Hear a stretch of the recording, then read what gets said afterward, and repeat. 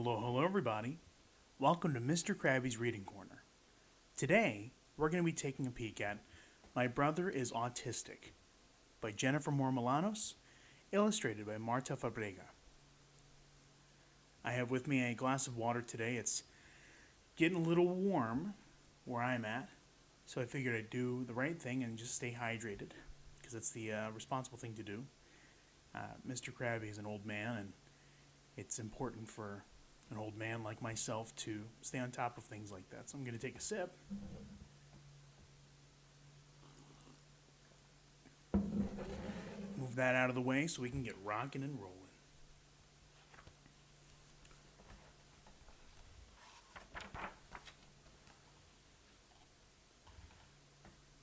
Here we go.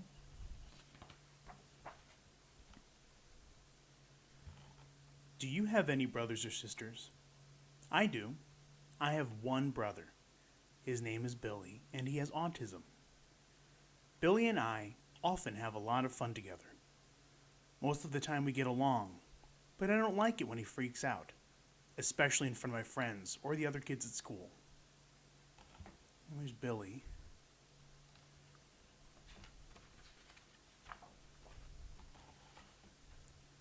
Like yesterday at school, we were sitting in the cafeteria eating lunch together, and Billy had just finished lining his cookies up in a straight line, like he always does before he eats them. And one of the kids at the table asked Billy if he could have a cookie. Billy ignored the boy and kept admiring his row of cookies. So the boy thought Billy was making fun of him, so he leaned over and grabbed one of Billy's cookies. And that's when it happened. Billy got mad. He squinted his eyes, started flapping his hands in the air, and squealed really loud. He stood up, flipped over his lunch tray, and kept flapping his arms. Billy's shriek was so loud that everyone had to cover their ears, and everybody knew that he was my brother. I was so embarrassed that, instead of trying to calm him down, I ran out of the cafeteria as fast as I could and left Billy with all that mess he had made.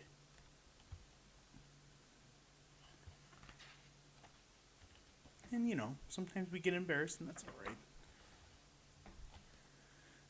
I kept running until I was stopped in the hall by my teacher, Miss Smitty. I told Miss Smitty what had happened, and how everyone, especially the kids in my class, were staring and pointing at Billy, and how some were even laughing at him.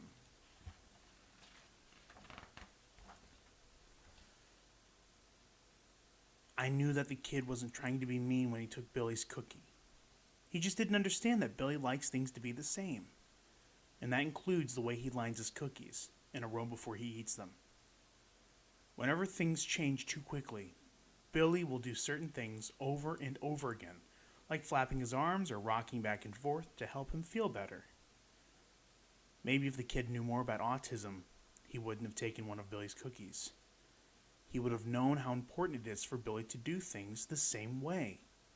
I told my teacher that I wished more kids understood autism, because if they did, then maybe they'd give kids like Billy a chance.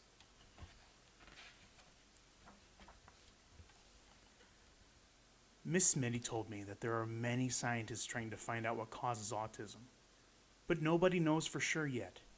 Some people think that autism may run in families, while others believes that kids with autism have special allergies and sensitivities that make them think and behave differently.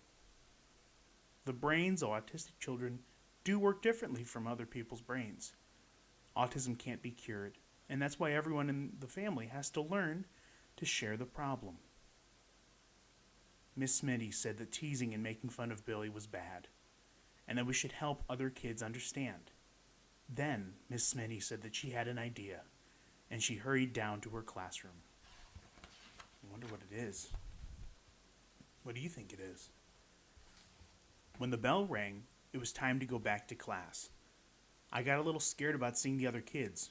I didn't want them to start making jokes about Billy like they did before. But when I walked into my class, Miss Smitty and a few of the other kids were busy taping a whole bunch of pictures to the board. So nobody noticed me when I came in and sat down. I wonder what they're making over there. All the pictures were of different people, young and old, doing different things. One picture was of a young man playing the piano, and another was of a girl playing tennis. There was even a picture of an old man painting a portrait of a beautiful lady. The picture I liked the best was of a boy named Jason McClellan, who made the winning basket of our basketball team. He looked so happy. All of these people were doing things they liked, and they were good at doing them. And all of these people had autism.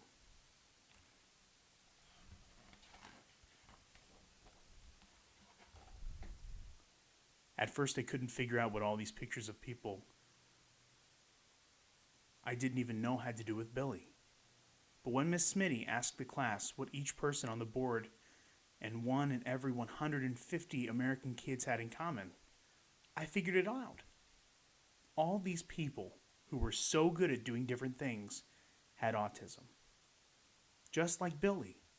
Not everybody with autism will become famous, and just like everybody else, some will be able to do more things than others. And that's okay, because that's what makes us all special.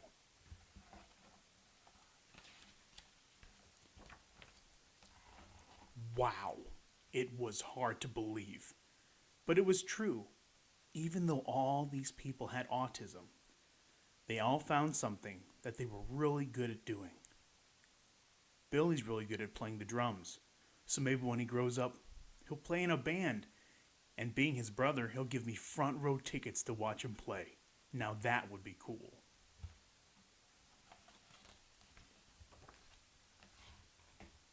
Miss Minnie talked a lot about what it meant to have autism. She said that some autistic kids might have trouble doing what their teacher or parents ask them to do, and other kids might get frustrated and upset really quick when something changes.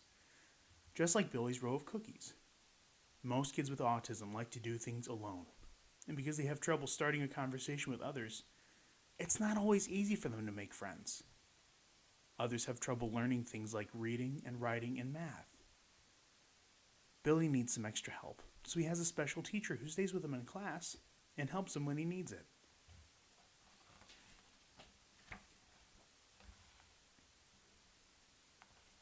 When the class was over and the kids all left, I thanked Miss Smitty for what she had done.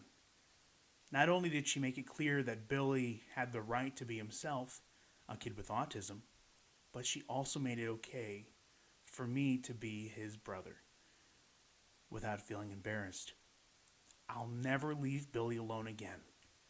And the next time Billy gets mad or is chattering to himself, I hope the other kids will remember that Billy has autism and that's okay.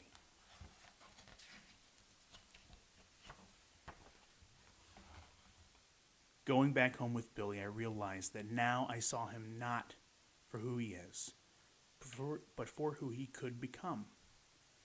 I told Billy that I was sorry for leaving him all alone in the cafeteria, and I promised that no matter what, I would never do that again. Billy smiled, touched my shoulder, and said, "You're it," and then ran away. Just like always, I counted to 10 before I started chasing him, and just like always, Billy ran as fast as he could all the way home.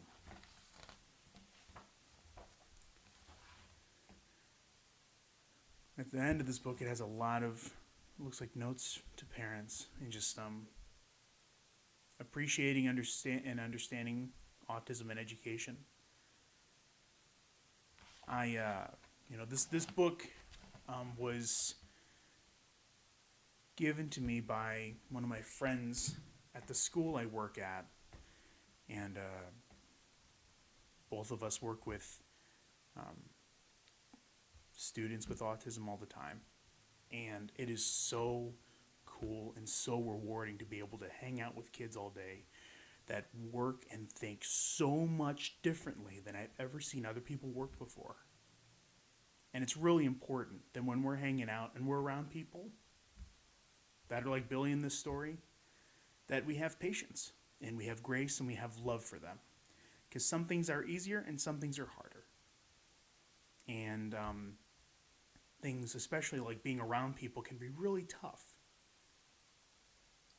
So it's definitely important to go and say hello and be friendly, because at the end of the day, kids with autism are just like the rest of us.